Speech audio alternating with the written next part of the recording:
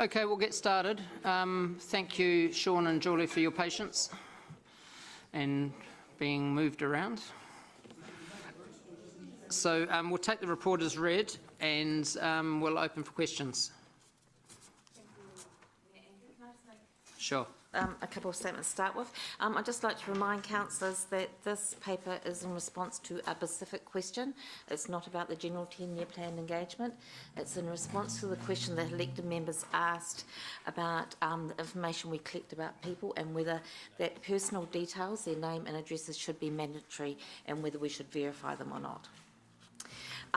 Just also for elected members' clarification, the Council has to consider all submissions that are provided to it, even if people do not complete all the information, including the personal details.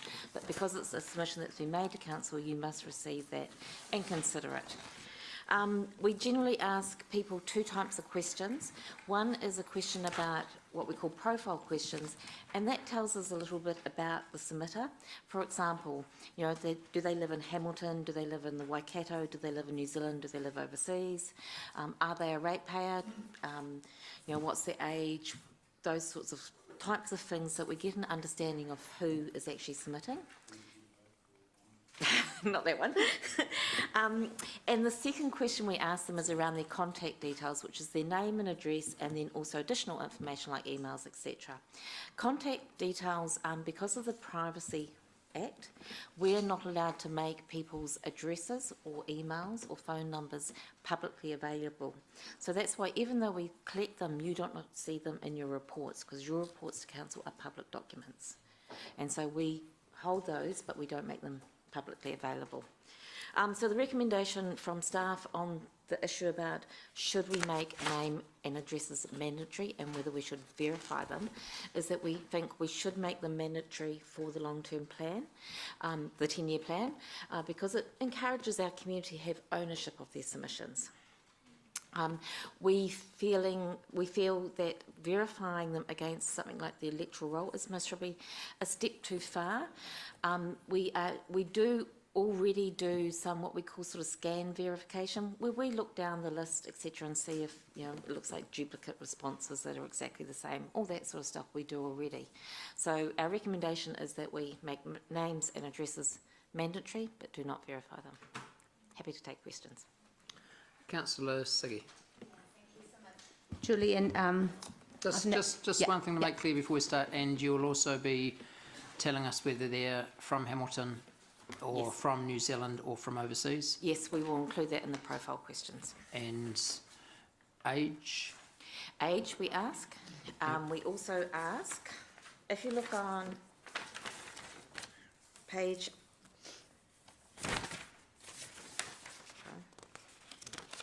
87, so we ask if the responding is individual, business or household, where do you live, which is, we'll make it, do you live in Hamilton, do you live in the Waikato, do you live in New Zealand, do you live overseas, your age, which gives us a demographic understanding of the people responding. We ask their household situation, which is tells us information about whether people are living alone, so single people, whether they're living in a family environment or whether they're living you know, with others. So that's quite a good information to have. And then we also ask them whether they live in a house they own in Hamilton or whether they live in a house they rent in Hamilton. Also, do they have property effectively that they own in Hamilton but don't live in? So that's trying to get an understanding of who are absentee ratepayers and what their view is on things. Okay, sorry to interrupt. No, that's okay. That's okay. What I just want to ask is, because you talked about multiple, you know, you just want an assurance that there's not multiple submissions from the same person. Have you had, in the past, have you seen many of that could have been multiple submissions? Very few. So two issues that we often find. One is that we do have, we do a scan, so our system collects the IP address the submission came from. Mm-hmm. And so we do a scan of those. Often you'll find a couple of submissions coming from the same IP address. We all live mm-hmm. in households. My husband will make a submission, I'll make a submission, my daughter will make a submission, mm-hmm. all on our home computer, so they don't have the same IP address. But we all say different things. So it's very easy for us to scan through and see if we think they're duplicates. Again, you know, often some of our community groups will have a computer that's available in their community centre for their people to go and make submissions on. And again, that's coming from one address, but we can see if there's variation in the comments or the responses. We always have those who do things like put their name as Donald Duck, and that's fine. That might be their name. I don't know. Sometimes he doesn't tell us. And that's fine as well. But again, what we're looking for is, it's fine if they use that, but what we're looking for is, have they put in a valid, you know, submission? Okay. But again, we need to present that to council because they have made a submission. Okay. Yeah. The other question I have is, so if we decide on option where it's not verified against the electoral roll, just name and address is mandatory, even if people don't, and from reading the rest, most people write it, I didn't even know they wasn't mandatory, I always filled everything out. Yes. That's what you do, and I see most people do that anyway. Yes. So will we still acknowledge them, or we just throw them in the bin? No, we have to acknowledge them, and you have to consider them as council because they Okay. have made a submission to you. Yeah. We will be able to. So if by making mandatory, what it means is that when they're entering it into the online system, they can't go past that. So they can't complete their system unless they put a name and address in. I see. Okay. That's what we mean by mandatory. However, people will still give us paper, Yeah, that's and fine. we yeah. can't. If they don't fill it in and they drop it in a box, we can't do anything about that. So we still have to enter that in the system, and we'll record those as no name provided or no address provided, so that as a council, when you see the full submission report, you'll be able to see who the responses from those people that did not give their name or address. Yeah. Thank you so much. Lovely, thank you. Councillor Rob. Thanks, and thanks, Lee, for asking a couple of my questions. Do you think requesting names and address as mandatory, is there evidence to suggest that that might reduce the number of submissions that we get?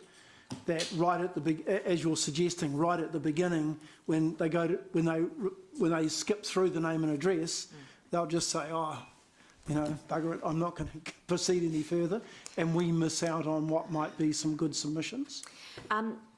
There is the statistical surveys that have been done about response rates being affected by that are usually around surveys where people go and seek people to fill out stuff. Our surveys are what we call self-selection, so people decide that they want to submit.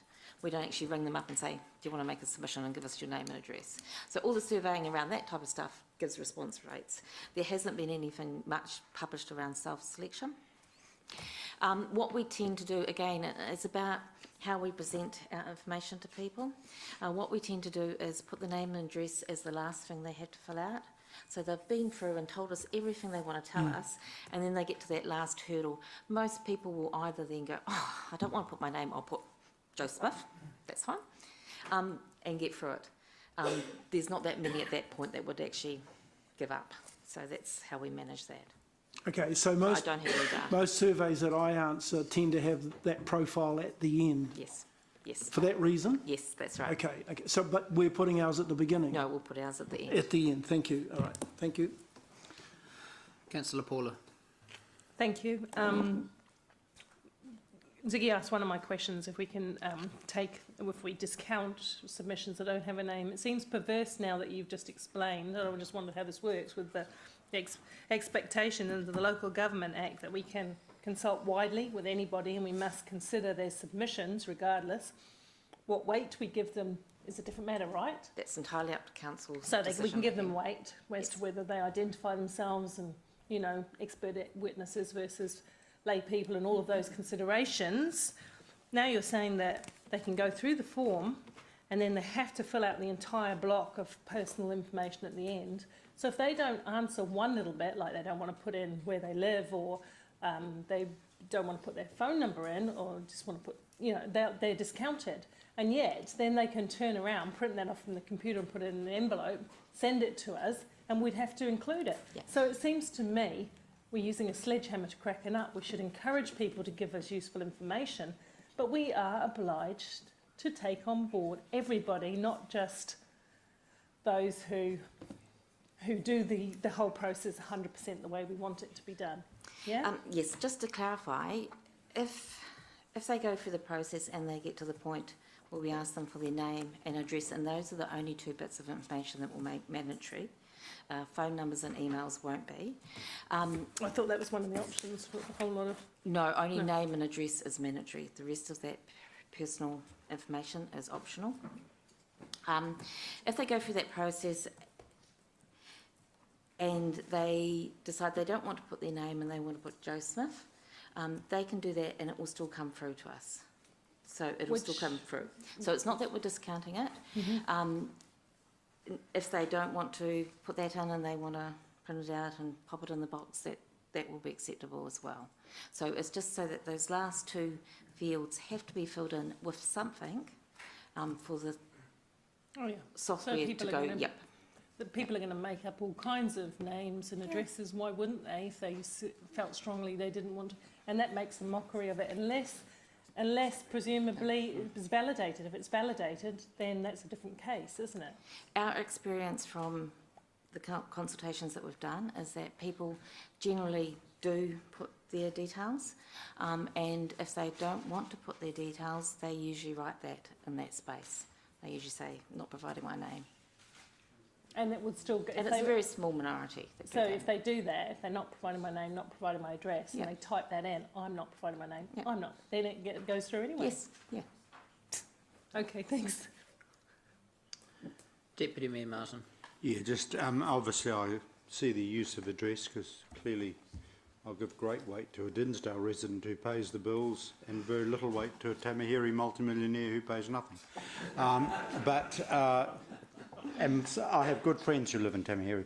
But the only other, there is a slight dynamic, and that is around people who are in either domestic violence order or witness protection. And this is, you know, the notion of people having on the confidential electoral roll. And I just want you to think through how there can be some kind of note where we encourage, you know, ability, to, if there are legitimate reasons why you would not give us address, feel free to phone X. Because what I don't want to miss is someone who is actually living in Hamilton paying the bills, but for very legitimate reasons doesn't want their residential address to be advertised. On the other hand, okay, well, perhaps I'll leave it to debate about veracity, because I do have memories on a conscience issue. I always took great note of Hamilton West residents. And this guy said he'd never ever vote for me again. I did some search and he lived in some household between Shannon and Bulls off State Highway 1, so I thought he probably wasn't in my electorate. Maybe I wasn't giving him much weight, but there you go. Just to clarify again, we cannot provide the addresses as part of our public record. We're not allowed to do that under the Privacy Act. So we collect them so that staff can do a verification process or a review process. They are not included in the information that's provided to the elected members, and therefore it's not Except public. I think, you know, that all I'm saying is people just need that We can, total reassurance, that and note in. I think to a degree, I'll just make a suggestion. I mean, obviously, I'll be looking for submissions that are Hamilton-based. Of course, if someone lives in Carp and has a view on the regional theatre, of course I'll read that respectfully and have it there. And just so that we're not precluding people who have, you know, legitimate reasons yeah, for not wanting their name to be revealed. yeah. Okay, so there's no further questions. I'll move the staff recommendation option B unless there's some leaning from the group of someone who strongly wants to go another way. All right. So moved by myself, seconded by Councillor Mark. All those for?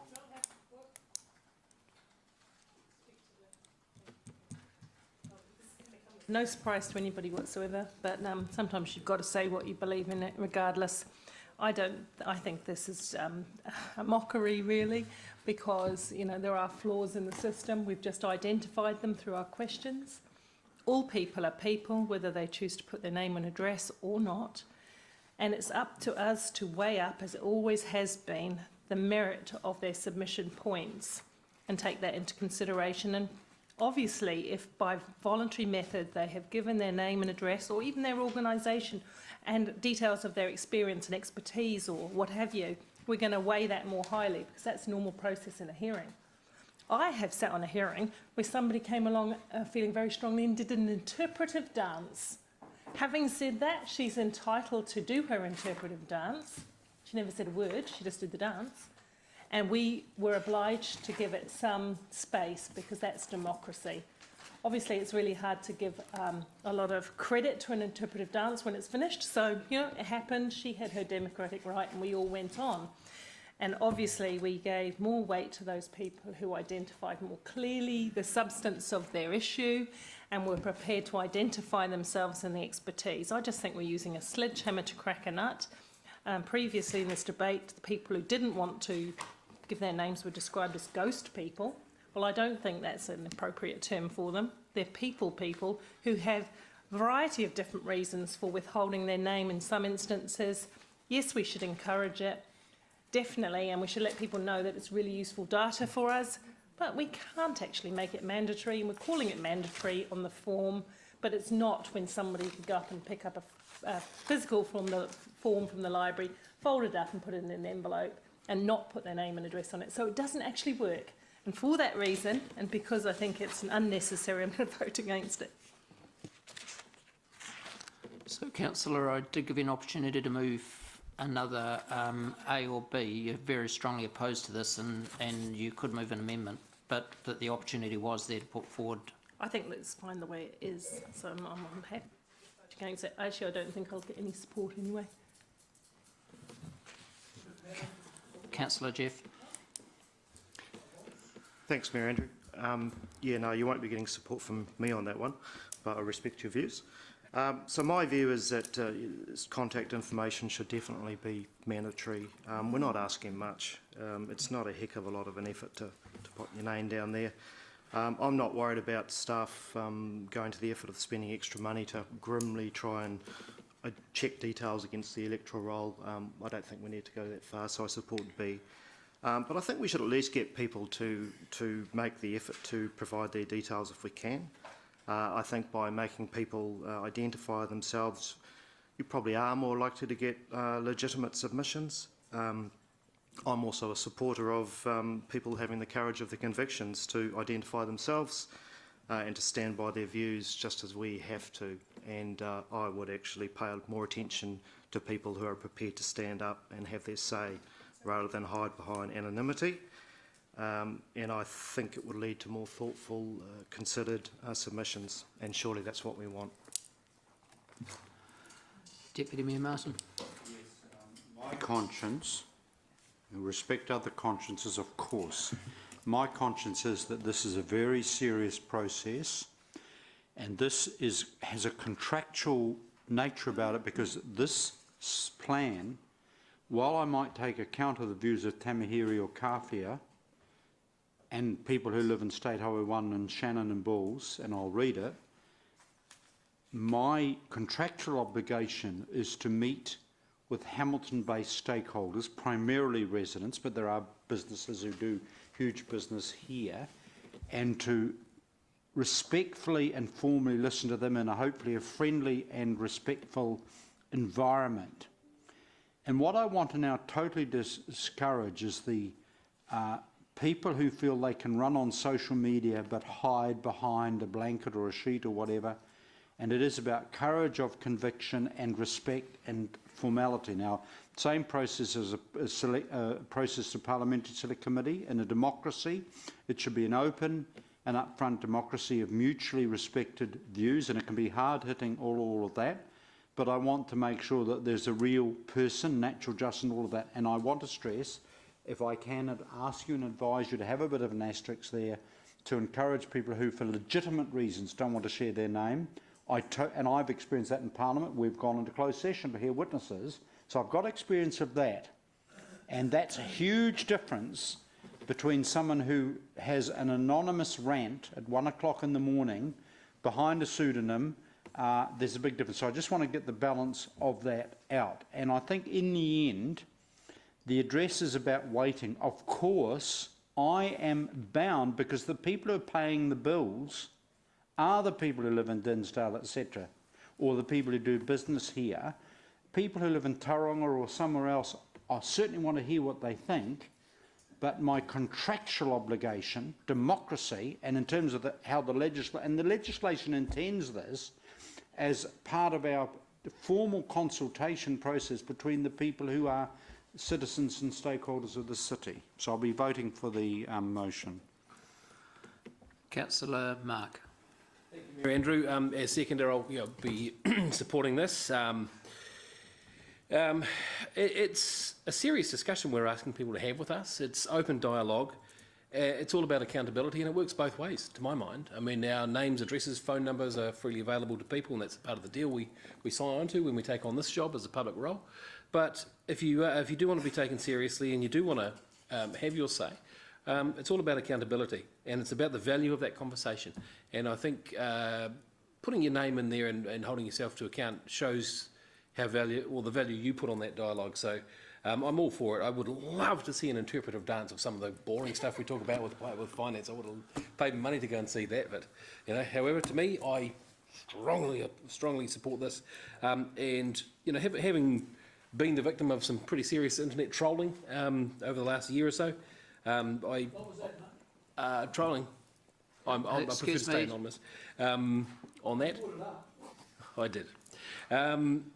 I think the point that the Deputy Mayor raises is extremely valuable nowadays, because it is a day where we can hide behind pseudonyms and hide behind things even more. So look, I think let's bring it out to the open. Let's keep ourselves and the people who make these submissions accountable. So yeah, let's go for it. Councillor Gary. Thank you. I think it is very important that we know the identity and some of the circumstances of all our submitters, simply because you judge the value of the evidence. If there's a layman versus, as Paula, someone made this, I think it was Paula, layman versus an expert, you'd weigh the evidence differently. If there was a person who had a conflict of interest, and that can simply mean a neighbour who hears the noise or something as opposed to someone who doesn't, or a competitor in business. There's all sorts of reasons that we should know who where the evidence is coming from, and we simply have to judge it. We have to make a judge. There is a huge irony in this, of course, because the most fundamental message you ever sent to an elected member is voting. And of course, voting's done in anonymity. Here it is. No one knows who you voted for. Oh, sorry, I mean the election. Yeah. So that's all done anonymously, which is ironic. I've frozen you, haven't I? Move, please, I'm worried. You had a stroke or something. Well, you are verified of who you are, though. You are verified. Yeah, but no one knows who you vote for. No, Yeah. sorry. Yeah. You're on the roll. Okay, we'll go to the board to vote.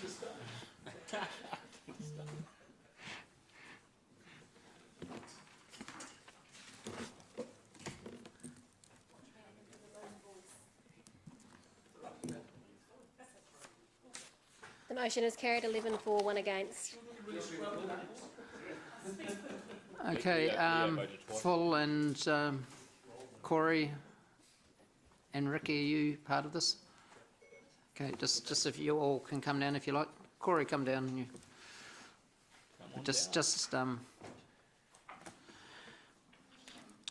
Okay, so we're on item 10, page 91. We'll take the item as read. Is there anything you want to add, gentlemen? We're happy to answer questions. Okay, questions? Okay, Councillor Ange? Sorry, Andrew, I'm not doing as good as I had hoped using electronic. Dave would be ashamed of me. Come back to me, go to Mark for questions. Thanks, Angela, and just a very, very quick one. And I tried really hard to understand it, so I've got to confess I'm coming from a point of ignorance here, but if we are going to put the likes of a cycleway or change the structure of a road, is that going to make this harder? Like, for example, I'm thinking Anglesey Street, Tristram Street and the likes, which are some of the roads you've identified. Is it going to put another obstacle up in front of that process? No, I mean, all we're doing here is identifying roads that are strategic in terms of moving emergency services around as much as anything else, Right. So this will still be a consideration, obviously. obviously, yeah. Yeah, all right. Okay, that's all I had. You right there, Angela? You ready, or do you want me to pad out a bit more? What'd you do over the holidays? Is it- So, gentlemen, why isn't Chris's team involved in this? Sorry, I didn't hear the question. Why isn't Chris Allen's team involved in this? This is simply, we haven't involved Chris's team because this is to do with identifying strategic routes only in terms of identifying priority buildings that may occur on those routes. So it's the first stage of a two-stage process, if you like, where we need to identify the routes and then identify those buildings that occur on them, that are earthquake-prone buildings. So in terms of traffic stuff, and that part of that process will occur through the consultation process. Right. Councillor Ange? I'm ready. No, I wouldn't have thought so. The so we haven't identified the priority buildings yet because we've got to go out and talk about these are the strategic routes and consult on that. So if anyone that owns a building that we're going to identify as priority, they can object somehow, can't they? We'll enter into a dialogue with us. Yeah, like I say, this is the first stage of the process in identifying the strategic routes. Yeah. And the routes where there's a lot of walking traffic and a high number of public people, getting around. So the second stage is we've already identified our earthquake-prone buildings in the city. We know what they are and where they are. The priority buildings have to be an earthquake-prone building to be a priority building. Yeah. So we pretty much know that most of those are going to occur in the central business district, a little bit in Hamilton East and a little bit in Frankton. Yeah. So we'll come back to council with a report once we've got feedback from the consultation process to identify if there are any other roads that we've missed or the public think there are other roads that we've missed. So, and the register for earthquake-prone buildings, I think, was due to come to us in December. I don't think it did. We still haven't completed that work yet, have we? We've got a register which is virtually complete now.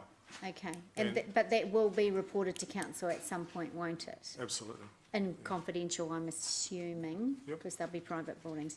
Okay, so I did also find this a little bit hard to get my head around at the beginning, but basically, if a building falls down in a route where it's critical in the event of a catastrophic event, that would block emergency services from getting to the hospitals, civil defence, Claudelands, because that's one of our civil defence location points, gathering points, then that's how you've evaluated it. It's evaluated on that basis Yeah. that if a building falls and blocks the route, that's critical to get services, emergency services to and from the hospital, for example. That's the issue. Yeah. The issue is that, and it's twofold. The other part of it is the pedestrian traffic and the traffic that's getting around the city where a building could fall onto a footpath or road and kill people. And so that, yeah, okay, no, that's my questions, thank you. Councillor Gary? Thank you.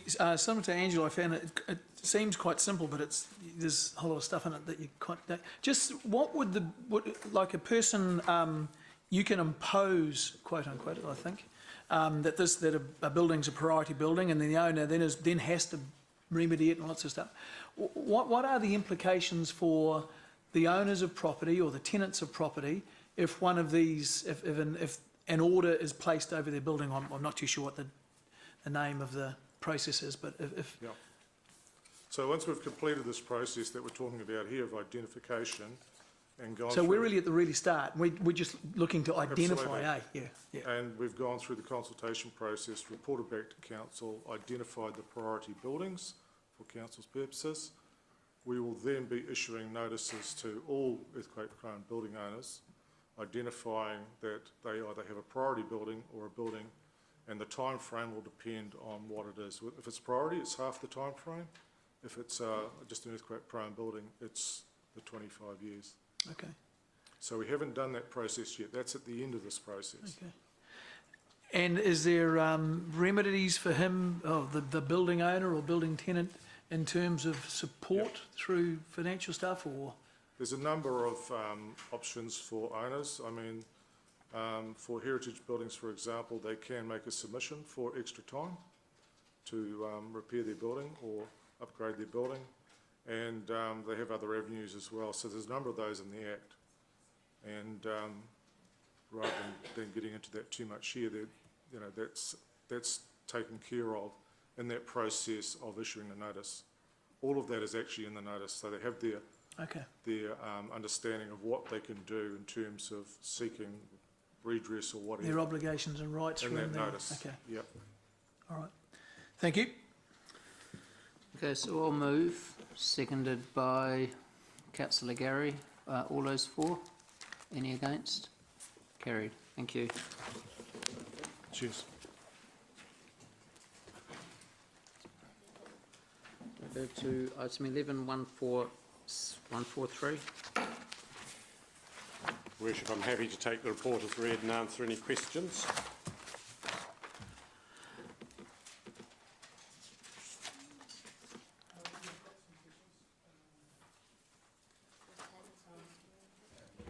Okay, yep. Councillor Jeff. Yeah, thanks, Mayor Andrew. Yeah, look, I do have some questions about the terms of the lease agreement, particularly in comparison to those extended to another operator last year. I'm keen to just explore why the agreement is different to that other one.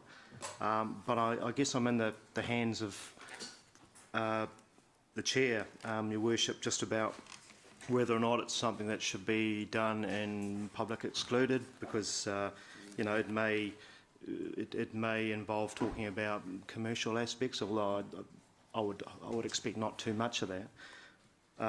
But certainly I want to just examine why this operator was treated differently than the other one. So I'm not sure how to handle it. Maybe I just plough on and we see how we go. Or Look, I think I can probably answer your questions in a general sense, and if there are specifics that you want to talk about which are commercially sensitive, then perhaps we can do that offline. But certainly, sure. I know the one that you're referring to. Okay, so the Hamilton Gardens Cafe? Correct. Yeah. So, Well, that's out there then. yeah, so I don't believe we've been in any way inconsistent in our approach. The difference between these two cafes is the period at which they find themselves through their initial lease. So this Veranda Cafe has had a lease granted for an initial 10-year period, 5 years plus 5 years. When they came to renew at their second, or when they came to their 5-year renewal period, so 2009 they started, 2014 they came to renew, and that runs through until 2019. What we said to them was, in order to give them as much commercial surety as possible, we would run a procurement process 2 years out from the expiry of their lease, so that's 2017. In terms of the other one, we've said exactly the same thing, but they have only just started on the second 5-year stint. So they're about 2 years behind in terms of time where this lease is currently situated. But this is 6 years plus one road. Yes, so rather than 5 years. Yes, correct. So that's their current term, and we've now gone into through a procurement process, and a new lease has been arranged with an extended term for 6 years. For Veranda. Correct. So they move from 2 5-year terms to 2 6-year terms. We would expect to do the same thing with the other lessee if that was their desire at the time that we renegotiated the lease with them. But why? It was just renegotiated last year, wasn't it? The Hamilton Gardens lease. That was the renewal of the renewal. So that was their second term. They took on a renewal. Okay. And this lease had done that 2 years previously. So you're saying that I think it's in 4 years' time then that the Hamilton Gardens one would be an RFP process 2 years out from that? Correct. So what we would say to them, and this is absolutely consistent with the way we've approached this lease, is that we will give them 2 years of certainty, bearing in mind that they've already got 5 years of certainty ahead of them anyway. But within or before 2 years of the final expiry of their lease, we will run a process so that they know absolutely, with 2 years' grace, whether they've got the lease going forward or there's a new operator. But this is not what they wanted, is it? I mean, they No, didn't they get didn't. what they wanted. No. In fact, they were prepared to significantly invest in the facility in order to get a longer lease. That is correct. What they said was they wanted to extend their lease earlier than effectively the expiry of the first term. So we've adopted the approach that when you enter into these leases with parties who know that they have a term of 10 years, 5 plus 5, then they need to run through that term of the lease. We haven't, in the case of the Gardens Terrace, said that this precludes a negotiation around reinvestment in the property, and in fact we'd be very happy to proceed along those lines, and we've made that comment to the lessee.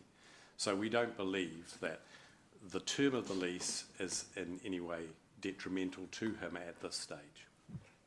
But, okay, I'm just wondering why we didn't entertain that prospect of them investing in the facility, because it would seem to me quite an attractive option, significant amount of money.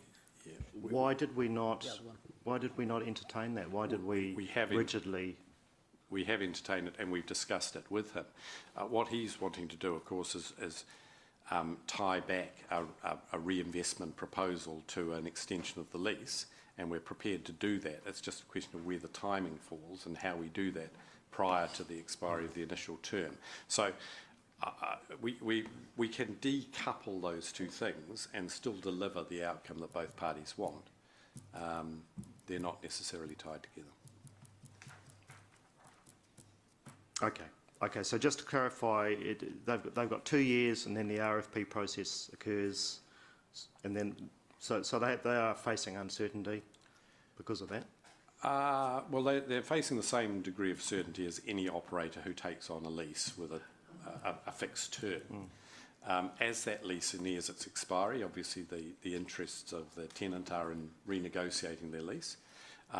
We have in the past not done that until quite close to the expiry of the final term, which of course is very much detrimental to the lessees.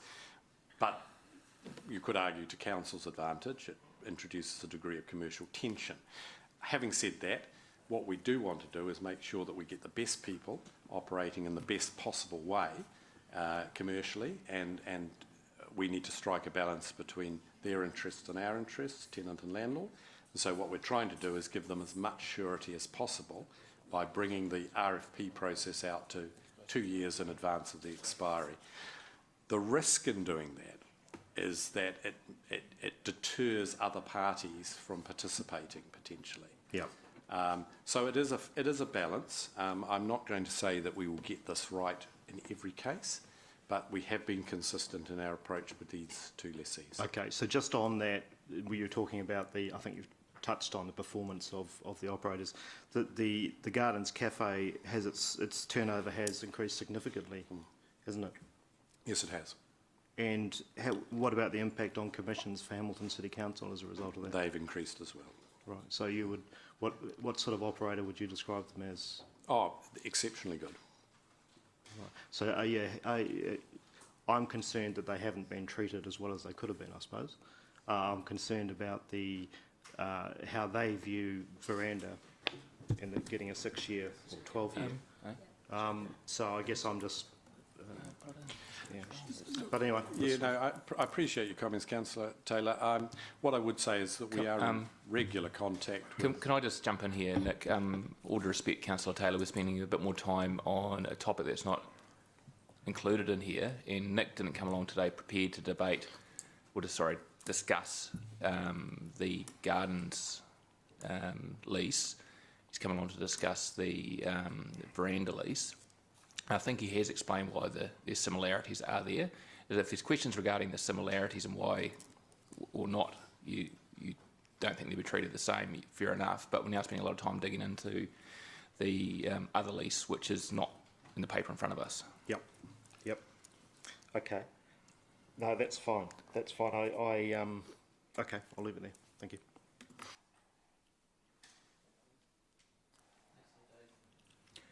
Thanks. I want to talk about the area of exclusivity to start with, Nick.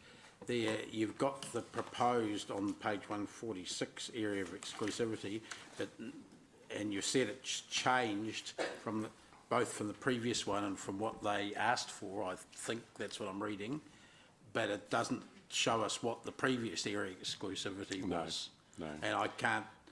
And the reason I'm asking this is because I've been involved in running events there where that's caused a problem. So I'm materially interested in this. I'm no longer running events there, by the way, so it's not a future issue for me, but I think it will be for other groups. Yes, so the previous area of exclusivity was the area shown in pink. So it sort of extended from the northern point at the top of the lake around in that horseshoe to connect up with the area bordered in black. It did not include Inniscommon, which is the area on the opposite side of the lake, and it also did not include, nor does it now, the area which is referred to as the amphitheatre, which is the sort of grassed bank below the water tower. So did they apply to include the entire sort of green and yellow and red shaded areas? And no, the original lease and service level agreement as it was set up included that area shown in red. But they were quite amenable to reducing that.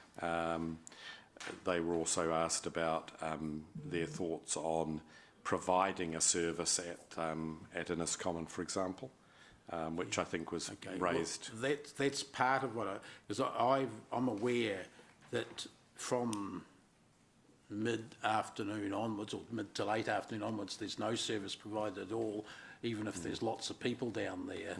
And that concerns me, that they have no one, for instance, could bring in a coffee cart down by where the ducks are on that point, that red point there, for instance, where there's a lot of people hang out in the evenings.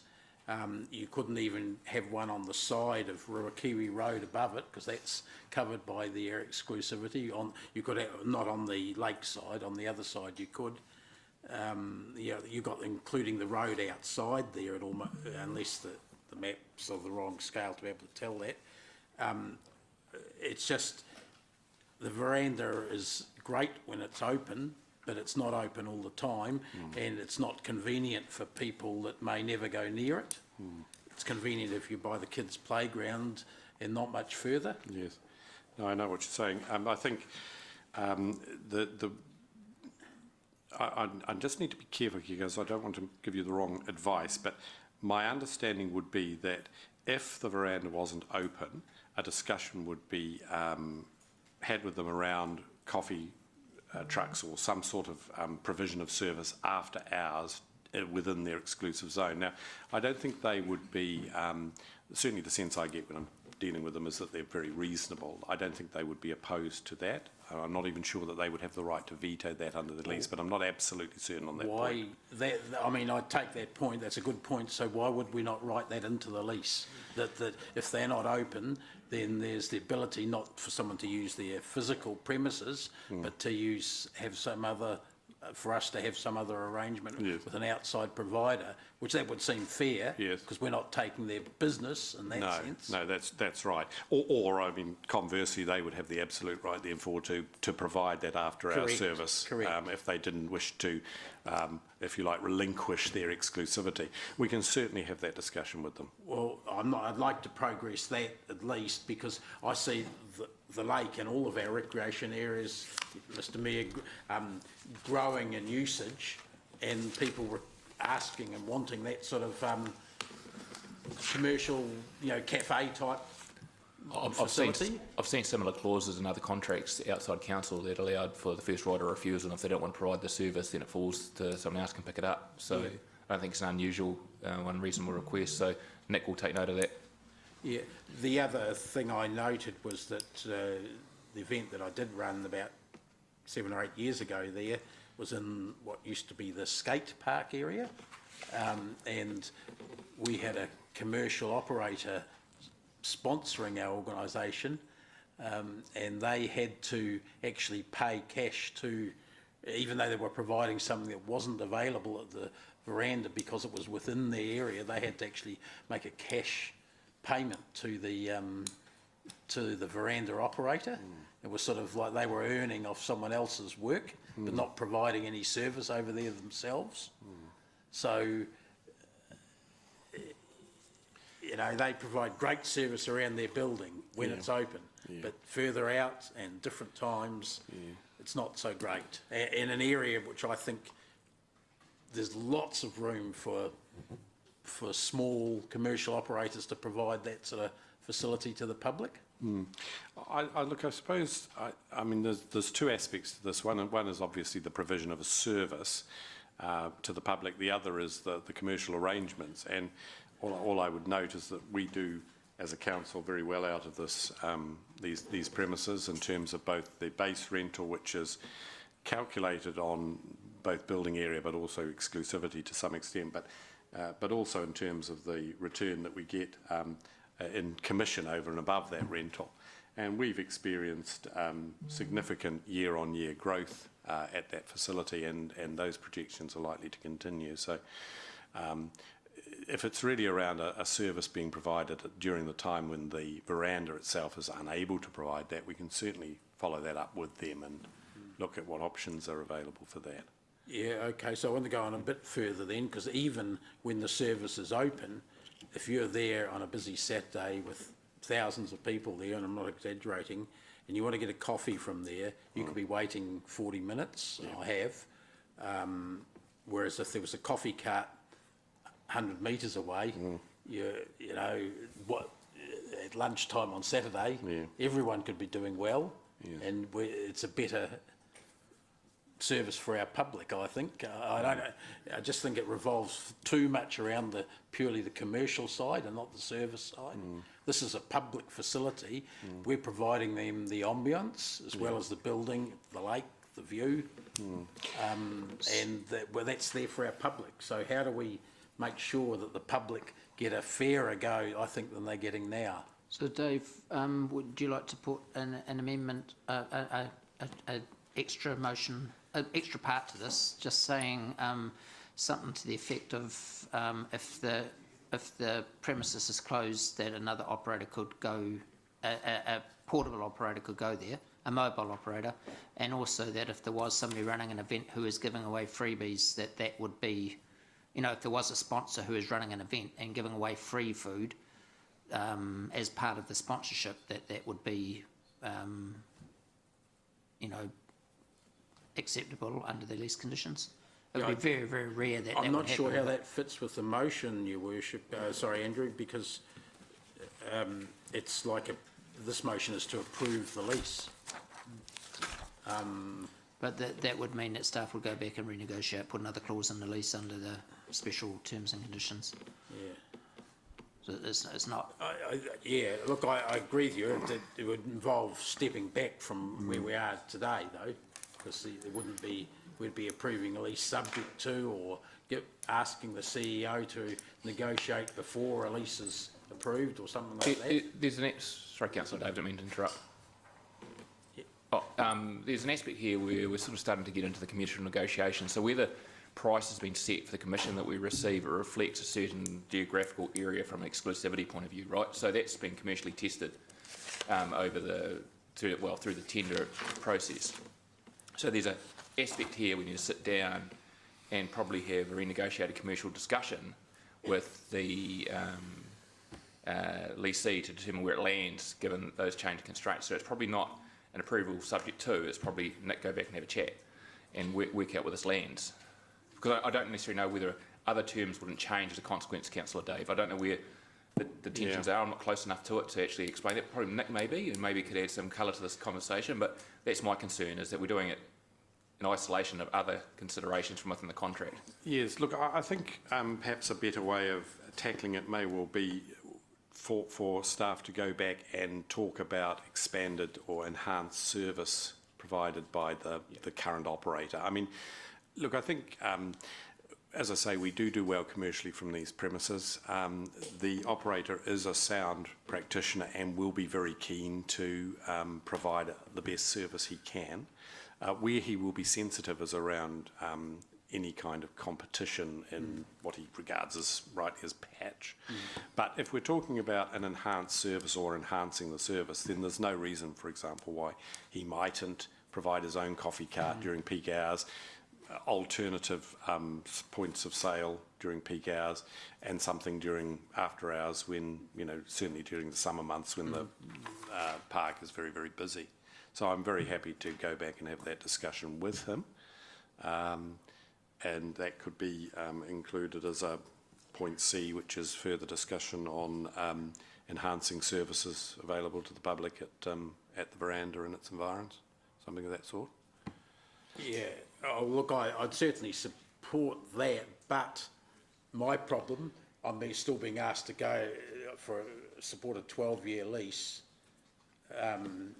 without knowing the answer to those points, and I have a degree of lack of comfort in providing a multi-million-dollar facility to a commercial operator, which we get a cut out of, I appreciate that, without knowing the answer to those questions. As a councillor, it's like you're saying it's a great idea, but I'll vote for it anyway, even if you don't get any of it through. And I'm not comfortable with that. Nick, this lease has still got 2 years to run. It has, yes. So there's plenty of time.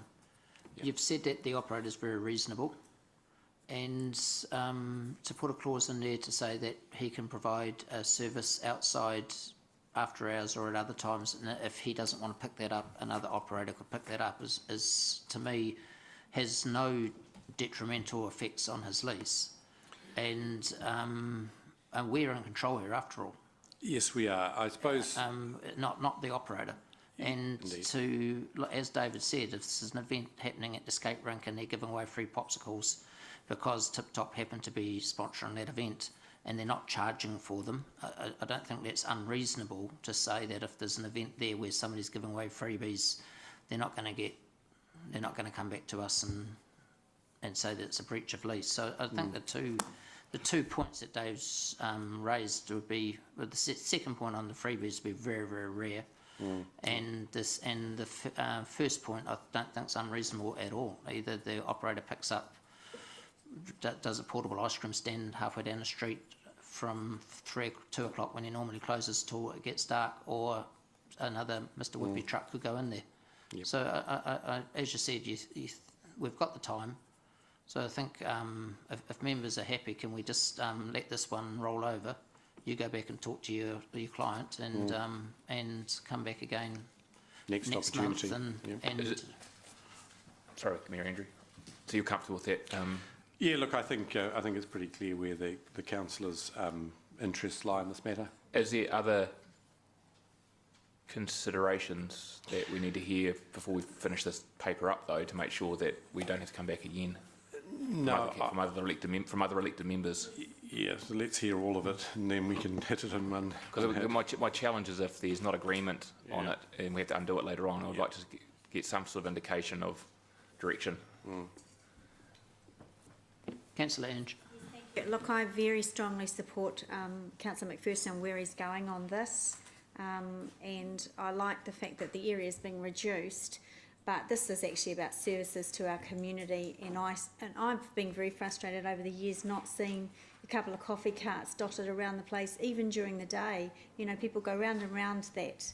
I go around there 4 or 5 times a week, so does Councillor, so the Deputy Mayor, many of us use it. So I think we're missing an opportunity to provide a better service for our people of Hamilton. So I'm very, very supportive on where Dave's going from there.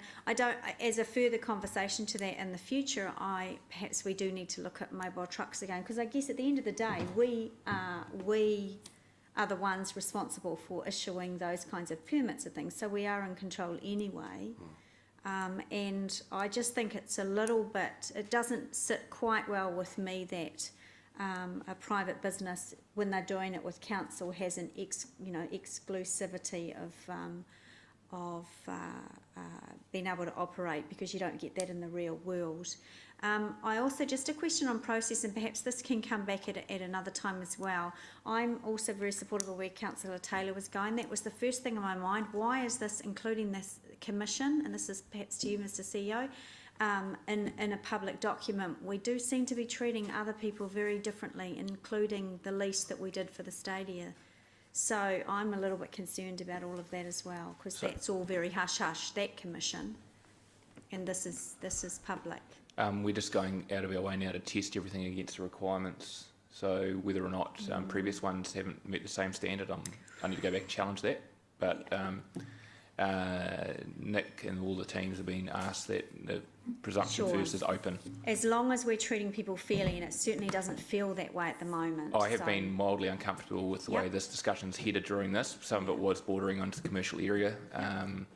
However, the conversation's been had, and maybe we didn't stop it soon enough, but we'll learn from that. Yeah, great, thank you.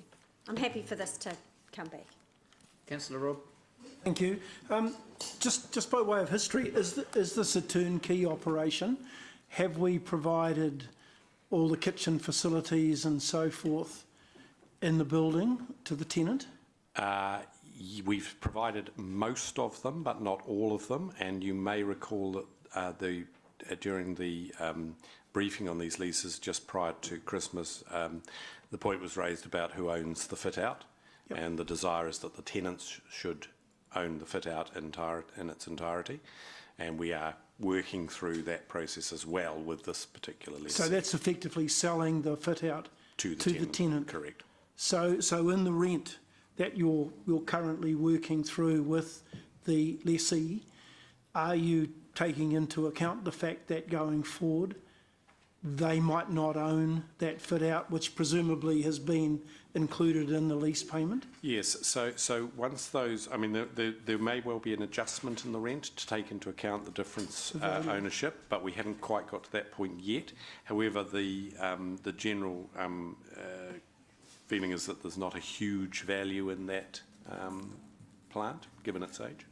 Okay, so really that's another matter that could be done in terms of bringing this back. Yes, although we could come back with a value for the fit-out and what the new lease would be on the basis of us having sold the fit-out to the tenant. Yeah, correct, it could. The advice is that it won't materially affect the circumstances. And again, I've got that same concern that's been raised, that we seem to have different percentages between different, the 7.5 doesn't necessarily equate to the percentages I've heard elsewhere, but that might be something that we can bring back. What I can't follow in your paper, Nick, is you talk in paragraph 11 about the 7% being over 1,040,000. Does that, as a threshold, does that kick in at that point, so the whole 1,040,000 gets subject to 7%, or is it only the revenue above the 1,040,000? It's only the revenue above above the threshold, yes. So in paragraph 13, when you say the 7.5% on total revenue, that's quite a significant change for the tenant, isn't it? No. So, sorry, where it says instead fix the commission at 7.5%, it should actually say it's total revenue, so that's rent and commission. So going forward, the intent is to take away the rent and charge the commission as being the rent and commission at 7.5% on the total turnover? The intention is to remove the threshold. Yep. So at the moment, it's what we receive in revenue is a combination of base rental plus a percentage above a certain threshold on that total turnover. The intention now is which basically equates to 7.5% anyway. Of total revenue, or rather of what we receive. So the intention is to remove the commission threshold and simply they will pay rent plus a commission equivalent to 7.5% of their total turnover. But the lease will contain a fixed rental, so that we're guaranteed a minimum monthly rental, irrespective of whether or not they decide to close for a month. And, Absolutely. Yeah, okay, all right, understand that. So what is the present, well, what is the present lease rental? Is that confidential, or is, I mean, you've got figures here that add up to what we've received over the term of the lease. I'd prefer to disclose those figures confidentially, either and Okay, circulate all them right, offline or... I respect that, but I guess as councillors, we should know what the dollar figures are, so if that's So I'm happy to circulate that okay, offline. okay. And does the lease agreement provide for the lessee to sell the business with the lease? Yes. So any of these leases can be assigned, subject to council's approval. And in fact, that's what happened, interestingly, at the Gardens Terrace Cafe. That was an assignment of a lease to a new operator, and that worked out very well indeed for council. Yep, okay. It doesn't always, though, and the risk, of course, is that you go through a protracted procurement process, which is pretty rigorous in order to get the best possible operator. Yep. 6 months, a year down the track, they sell it. There are very limited grounds on which we can decline the transfer of that. Is that right? So lease. you haven't got, excuse me, you haven't got the opportunity to do reasonable due diligence on the new lessee. We have, but it's not our grounds for. It's not as good as the. No, it's not as good as the request for. Because effectively we're not choosing the best of six, as it were. All we're saying is, can this new operator do the job and meet their obligations under the lease? In other words, do they have all the wherewithal to provide both the service and the financial viability to meet their obligations? Okay. So it's not as strong. Okay. And just a thought on the commission. Oh, yeah, no, I think I've thought it through. That's fine. Thank you. So, Nick, this lease rolls over in 2 years' time. We're negotiating it now. You are negotiating out of the fit out, aren't you? Yes. Okay, so the new lease, we won't own the fit out. That's correct. So when a light bulb blows, we don't have to go down and fix it. That's right. Great. Deputy Mayor.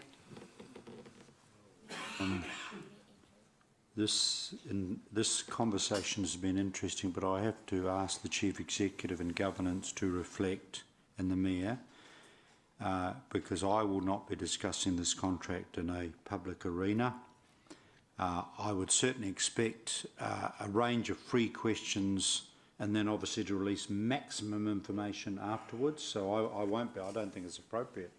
If we have a contractual commercial relationship with another party, that other party, I think, is entitled to some degree of rules of process.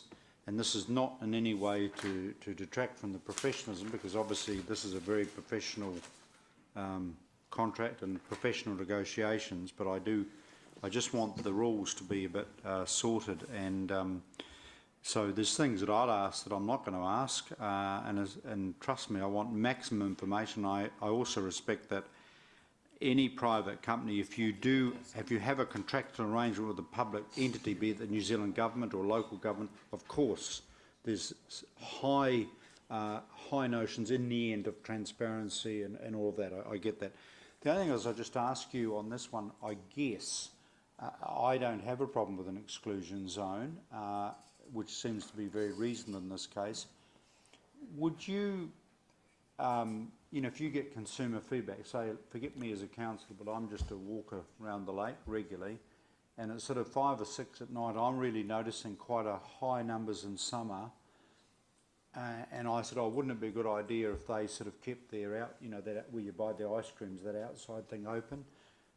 You would just relay that to them, I guess. I mean, in the end, it's up to them to make a commercial calculation as to whether it's worth their while, but I do feel as a layperson that possibly with the long summer nights is a great opportunity. But yes, we have obviously regular sessions with them, but effectively what it boils down to is that they have a lease and a service level agreement that taken together require them to provide a service at a certain level. If we want to vary that, increase the service, increase the exclusivity, reduce the exclusivity, have them operating longer hours and so forth and so on, then that all just boils back down to commercial negotiations around what they're prepared to pay in rent and commission. They'll have additional costs. we potentially might receive more commission and less rent, those sorts of things. So, I mean, I think you have to look at the total package as agreed on the basis of a set of assumptions. Yeah, and with respect, that's where talking about the total package, I sort of, if I was in their position, you know, I'm a business and I'm a competing business with others, and in the end you have to have critical information around the percentage and all that stuff. But I think there are other aspects that I'll be a bit sensitive to. But in the end, looking at that exclusion zone, stating the obvious, plain as day, if I'm down where the old mini golf course used to be, I could chuck a stall there. If I'm over at Inniscommon by the yacht club, I could negotiate a stall. So in other words, I think with respect, their exclusion zone seems to be fairly confined, actually. Yeah, I'd agree with the Deputy Mayor on that the exclusion zone is basically anywhere within eyeshot of where they operate from, and I think that's not unreasonable. Yeah. But I do also agree that if they're not open, somebody else will come in. So. And all I'm saying, as an individual, feedback, I think they run a fantastic business. Feedback, if it commercially pays for that, I'm sure they'll be reviewing the economics for them in the long summer nights to perhaps just open an outside counter, because there seems to be still a heap of people after 4 o'clock, between about 4 and 7 in these summer nights, and I guess it's up to them, really. Okay, so Councillor Davis moving, seconded by myself. All those, are you comfortable with that, Nicholas? Yes. Okay, all those for? Any against? Carried. Thank you very much. Thank you. Okay, last item, item 13, Chris. So we'll take the report as read. Moved by myself, seconded by Councillor James. Councillor Ange. I will go to Councillor Rob first, if you like. Yeah, Councillor Rob. Okay, yeah, I've got some questions on the PDAs. Does each PDA vary significantly in contractual terms, or are they simply an agreement where the developers provided something and we've agreed to either pay it back or have it vest in us at a certain date? Yeah, look, they can vary from, and they do vary from situation to situation. The most common one we do is just a simple upsize. You know, like if the developer's required to put in a local road, but for the wider benefit, we want to collect the road. We work out the cost of the incremental, and it's a simple agreement that we will pay him that incremental cost.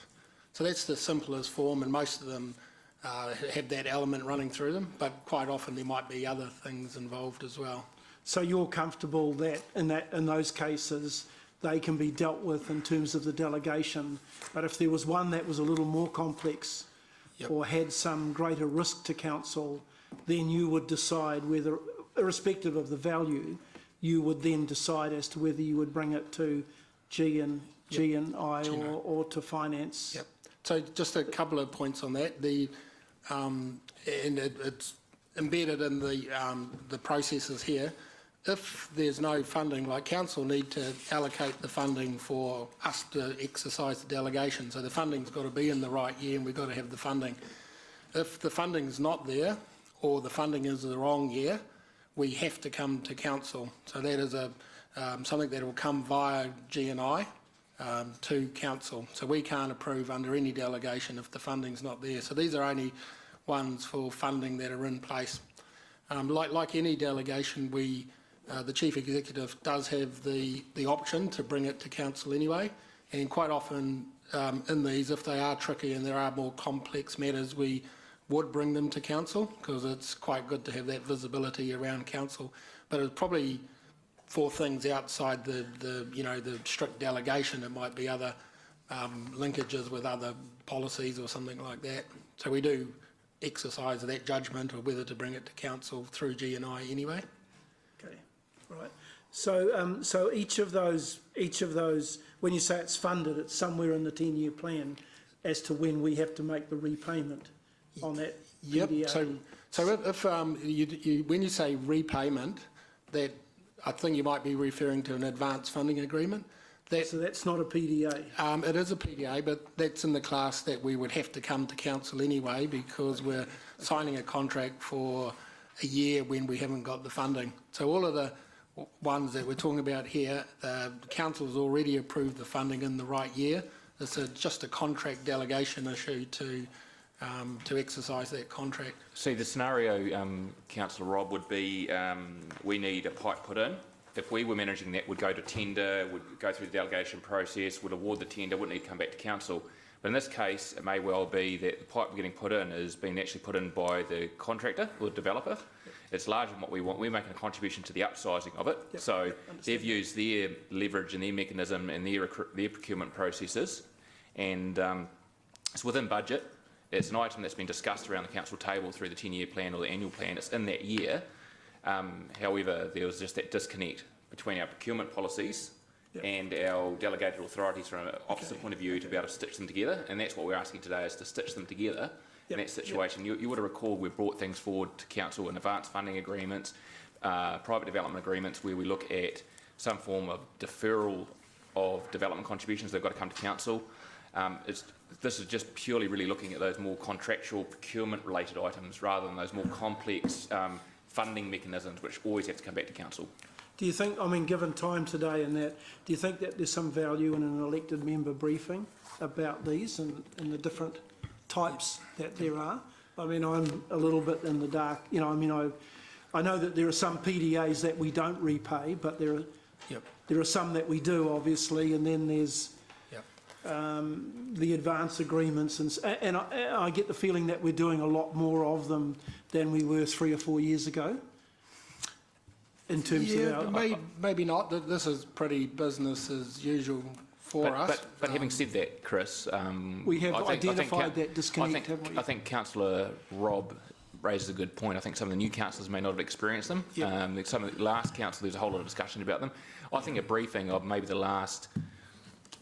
going back over the last couple of years about the types of PDAs we've entered into, just generically what they are, what they were doing, how they worked, what delegated authority channel they followed, when council engaged with them might actually be worthwhile. Because I think what would be keen for council to understand is why we're doing them.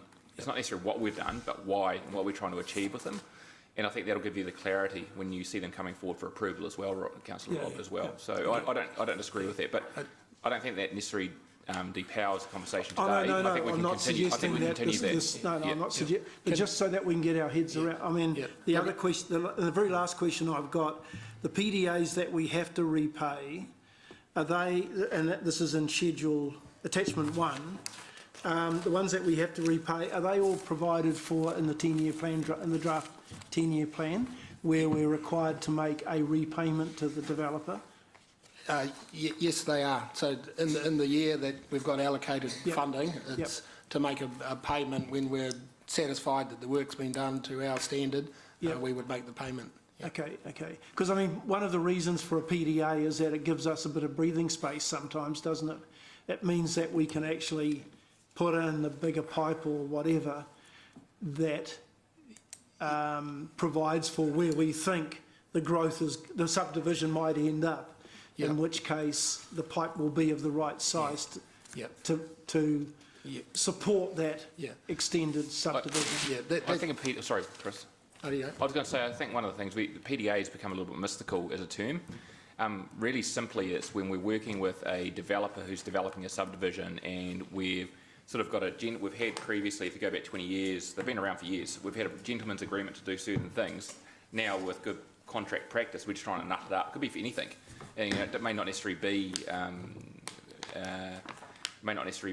a financial value. It might be swapping of land. You know, we might swap land over here because we need it for a park or a town centre or a sports field, and they've got land over there. We do a swap, and it's equal value and so forth. So they can be anything where we have an agreement of any form or nature with a developer to either progress their intent, and we've had some situations where they've funded some items and we have to pay them back down the track. There's been some scenarios where we've brought forward and we've funded some items, they've got to pay us back as well. It's PDA becomes mystical, but in the end it's just a contract to make sure that both parties' interests are protected, and that's what we're doing with them. Thank you. Yep. Councillor Ange. I think the issue that you're asking us to sign off on, though, is a change in delegations. and I'm a little bit confused as to what comes first in terms of our growth funding policy says that all private development agreements must come through council. So you're going to have to look at amending that policy as well. I'm just I don't think I have my head round the consequences of changing the delegations on these, putting aside the fact that the growth funding policy says all private development agreements come through council. Can I just clarify that? I think if you read the growth funding policy, it defines unfunded growth projects, and they have to come to council. So if you look at page 167, page 167, we've clarified that to reinforce that the amendments there. We've picked up the definition from the growth funding policy to make it very clear that if they're unfunded, as per the growth funding policy, they must come to council via GNI. So we're not asking for any change in delegation from the growth funding policy. In fact, it's aligning with the growth funding policy. So that's the exact definition out of the growth funding policy. So the difference between that and the new delegation, though, what private development agreements will we not be seeing with the new delegation to the CEO? Because you're trying to align this to any other contract. I don't think this is the same as any other contract. So basically what we've got is you haven't seen these. These ones I signed off with my delegated authority, and there's a gap. Well, in fact, there's two. The ones that say close, I've signed off. The first one, the fourth one, and the sixth one that say close. The other ones that are still in contract form haven't been signed. Sorry? So I've finished my point. So the growth funding policy says anything that's unfunded. All these items on this list are funded. So they don't fit within that requirement of the growth funding policy. These are ones where what we're effectively asking for is not the financial delegated authority, it's the procurement delegated authority to effectively enter into a contract. We haven't gone to tender for them because the developer's effectively doing the tender work on them. So if we don't approve this today, what you'll be seeing is a whole lot of small contracts, the largest one being the one at the bottom, but a whole lot of smallish contracts coming back where we've done a whole lot of work with the developer to negotiate a position and an agreement around upsizing, then we'll have to bring them back to council to effect, which is still within budgetable authority, financial budgetable authority. So it's just trying to tie that loose end up. Sorry, and then you can add clarity. No, yes, sorry, I didn't mean to interrupt you, CE. Point 32, I think, was included in the report to give visibility to council about the point 30 on page 162, which shows that any, pretty much the same way we do DC remissions, so anything that CE signs off under his delegated authority will be reported. For noting. For noting, because he will have exercised his delegated authority, but you will see the types and nature of the contracts and the amounts. Okay, thanks, Leanne, that's helpful. So, Richard, you're saying that whether it falls into the category of funded or unfunded, there's not going to be any surprises if we see for noting something in there, because if we just put the finances aside, private development agreements are all about things. Majority of them can be about things that we're not planning for. We have a strategic direction that we set in the annual plans and long-term plans. These are things that someone's come along that's outside of that and they want us to respond. So it's a strategic line of thinking that I'm concerned about, that there's not going to be anything that would be a surprise. Sorry, Councillor Ange. If we haven't planned it and we don't have any money for it, I have no delegated authority to do anything with it. So I've got to bring it back around this table. But if we've planned it, we've identified it through the 10-year plan process, and we've done that over in December last year, there's a whole lot of stuff that we're called upsizing and all that sort of stuff that came through in the 10-year plan, where we're flagging that we're going to enter into these discussions with the developer, because our intent is we know that the first part of the sale that's getting cracked away is only the first part of the sale that's getting cracked away, and we have other demand going beyond that. We want to upsize the pipes, and we flag that, we budget it, we know what the costs are roughly going to be, and then we enter into a program. Where it falls down is we can't force a third-party developer to go through a full procurement process. So we've got to rely on them, and we've got to negotiate through our expertise that we get good value. And as long as I'm satisfied through engaging with Chris that we are getting good value for the upsize, and we've got a whole lot of metrics to support that, then I'm comfortable that it's budgeted for, that we can actually approve and progress. Okay, yeah, I think that's given me some comfort. And we'll report it all. Yeah. And possibly one important principle here in terms of bringing and linking all these policies back to the governance terms of reference is that the fundamental principle that we adhere to in bringing these papers forward to you is that anything that would impact the decisions taken through the 10-year plan are not subject to delegation to the CE or to staff. And that's something we look for very carefully when we give our advice as governance staff on these matters. Great, thank you very much. It's been done. All those for? Any against? Carried. Thanks very much, everybody. And thanks for letting us have flexibility through the day to get away for the other meeting. 10 to 5. And thanks down media for. We're sorry we mucked around a little bit today with the close, but appreciate you being understanding.